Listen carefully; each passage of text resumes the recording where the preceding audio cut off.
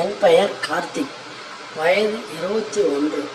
கல்லூரியில் படித்து கொண்டே எங்களுடைய குடும்ப விவசாயத்தையும் கவனித்து வருகிறேன்.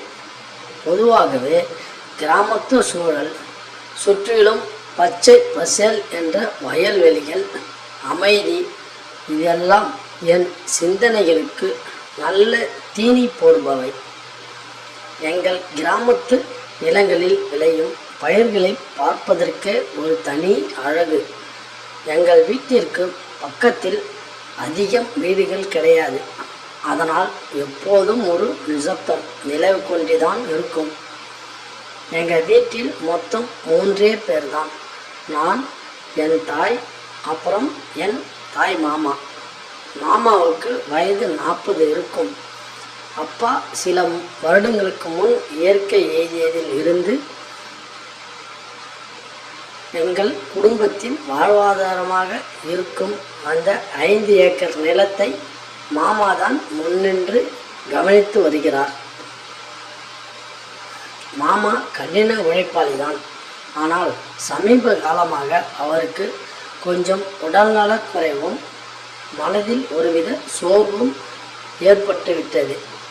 இதனால் விவசாய வேலைகளில் தொய்வு ஏற்பட்டது.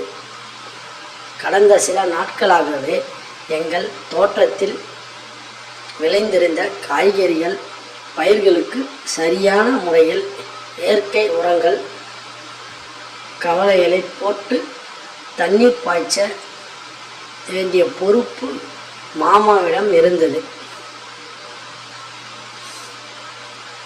இதற்காக பல ஆயிரங்கள் செலவு செய்து புதிய தொழில்நுட்ப முறைகளை பயன்படுத்த திட்டமிட்டிருந்தோம். ஆனால் நேற்று மாமா ஏனோ சோர்வாக இருந்ததால் அந்த வேலையை அரைக்குறையாக செய்துவிட்டு வந்துவிட்டார். இதனால் பயிர்கள் லேசாக வாடத் தொடங்கி இருந்தது. அன்று காலை நான் கல்லூரிக்கு கிளம்பி கொண்டிருந்தேன். மதிய நேரம் வெயில் ஏறுவதற்குள் அந்த உரம் பாய்ச்சும் வேலையை முடிக்க வேண்டும் என்று என் வீட்டில் பேசிக்கொண்டிருந்தார்கள். அப்போது சமையலறையில் கவலையோடு வெளியே வந்த என் தாய் வாசலில் நின்றிருந்த மாமாவை பார்த்து மிக அழுத்தமான குரலில் ஒரு வார்த்தையை சொன்னார். அது என் காதுகளில் மிக தெளிவாக விழுந்தது. மாமா, நேற்று சரியாகவே செய்யலை, என்றாவது நல்லா பண்ணுங்க.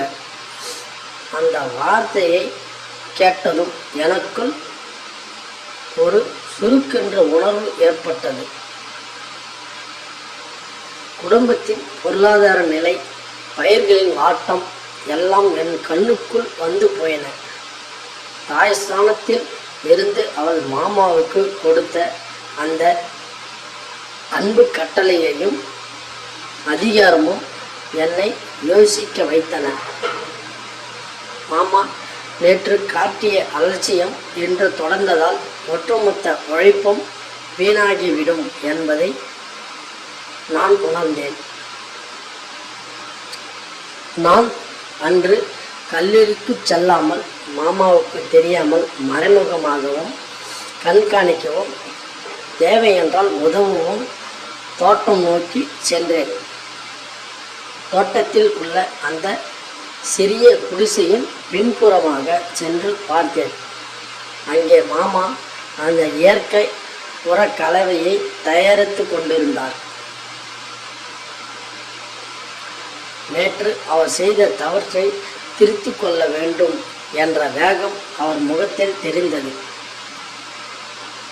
அப்போதான் எனக்கு புரிந்தது, தாயின் அந்த ஒற்றை வார்த்தை மாமாவின் உளைச்சலை நீக்கி அவருக்குள் ஒரு புதிய பொறுப்புணர்வை தட்டி எழுப்பியிருக்கிறது என்று.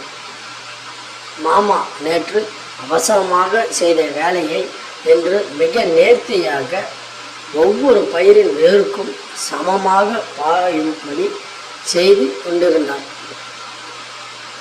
ஒரு தாயின் வழிகாட்டுதலும் ஒரு மாமாவின் உழைப்பும் இணையும் போது அங்கே நஷ்டத்திற்கு இடமே இல்லை என்பது எனக்கு தெளிவாக புரிந்தது.